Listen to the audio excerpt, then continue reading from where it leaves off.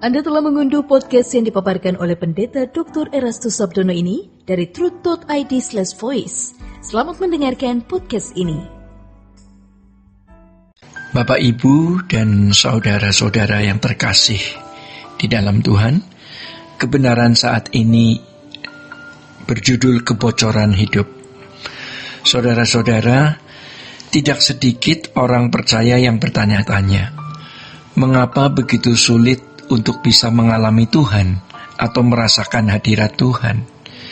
Jangankan dalam keseharian, ya, dalam doa pun rasanya Tuhan tidak terjangkau, Tuhan tidak terjamah.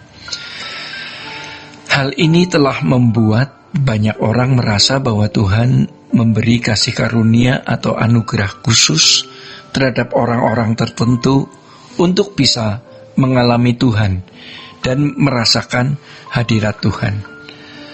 Sedangkan bagi jemaat tidak bisa mengalami Tuhan.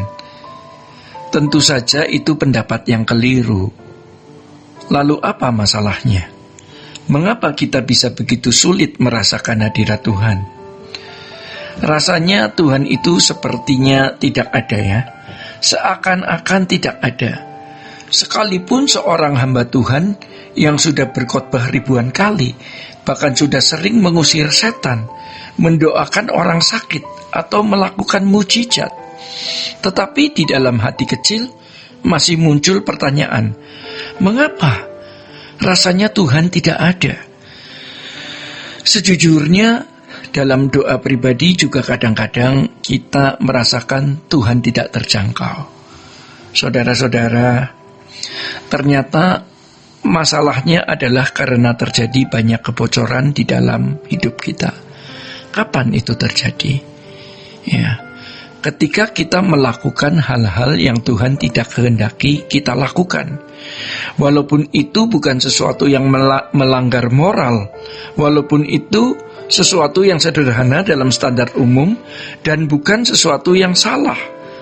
Ya, tetapi kalau Tuhan tidak ikut menikmatinya, Tuhan tidak hadir dalam arti Tuhan tidak bersama dengan kita melakukan hal tersebut, itu berarti ada kebocoran, ya, dalam hidup kita.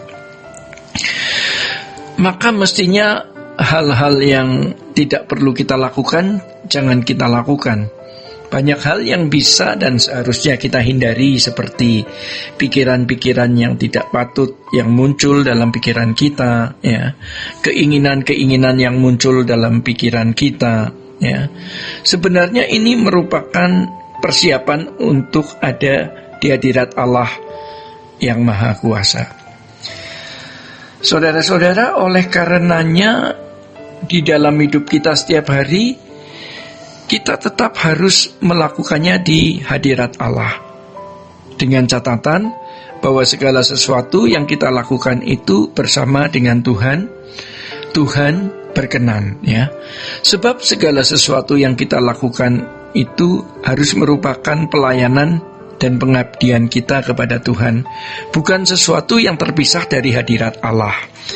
Itu bagian dari pengabdian dan pelayanan kita bagi Tuhan. Ya, itulah sebabnya firman Tuhan mengatakan, jika engkau makan, atau jika engkau minum, atau jika engkau melakukan sesuatu yang lain, lakukanlah semuanya itu untuk kemuliaan Allah. Ya, di dalam 1 Korintus pasal 10 ayat 31 tadi.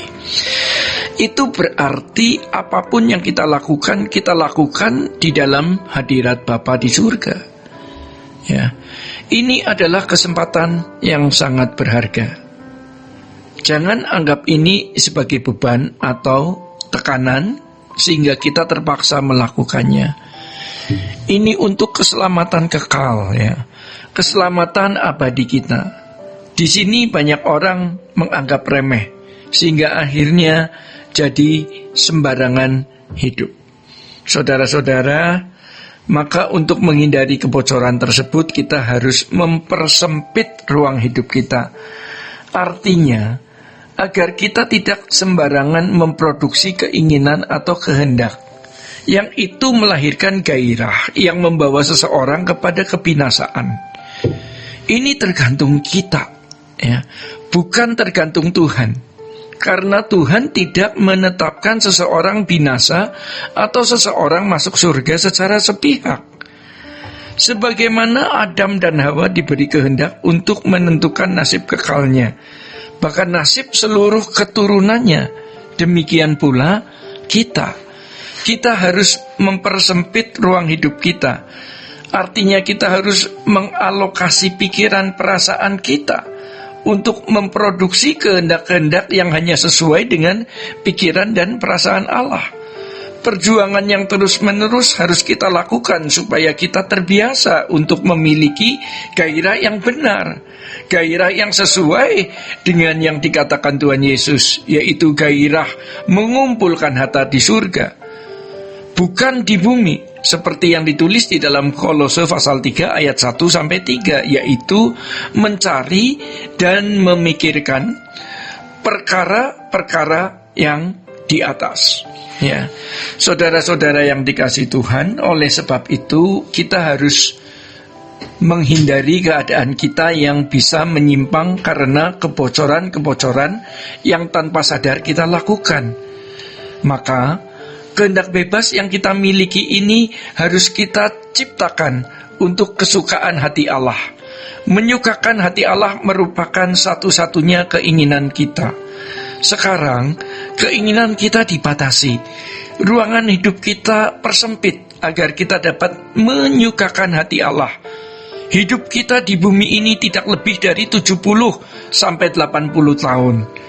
Durasi yang singkat ini harus diisi dengan kewaspadaan, ya, agar berbagai kebocoran yang bisa terjadi, ya. Jadi harus diisi dengan kewaspadaan akan berbagai kebocoran yang bisa terjadi, ya.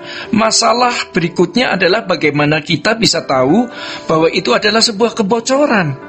Untuk yang satu ini kita membutuhkan kepekaan. Tetapi kalau kita punya komitmen untuk hidup dengan untuk hidup dengar-dengaran, yaitu hidup suci, hidup berkenan kepada Bapa, maka pasti Roh Kudus akan memimpin kita untuk mengerti. Ya, kalau ada kesalahan yang pernah kita lakukan, Bapa bisa memakai kesalahan itu untuk menyempurnakan kita. Keinginan kita di bumi ini yang penuh dengan jebakan dosa ini kita alokasikan untuk melayani Tuhan saja, ya, untuk menyenangkan hatinya. Demikian saudara-saudara, kebenaran pada saat ini. Tuhan memberkati. Sola Gracia. Untuk berlangganan renungan harian dalam bentuk cetak, silakan hubungi Truth Literatur di nomor telepon 0878 7870 7000. Untuk mendapatkan CD khotbah, MP3 renungan Truth, dan CD album lagu produksi Sola Gracia, Anda dapat menghubungi di hari dan jam kerja di nomor telepon 021 638 60953. Tuhan Yesus memberkati.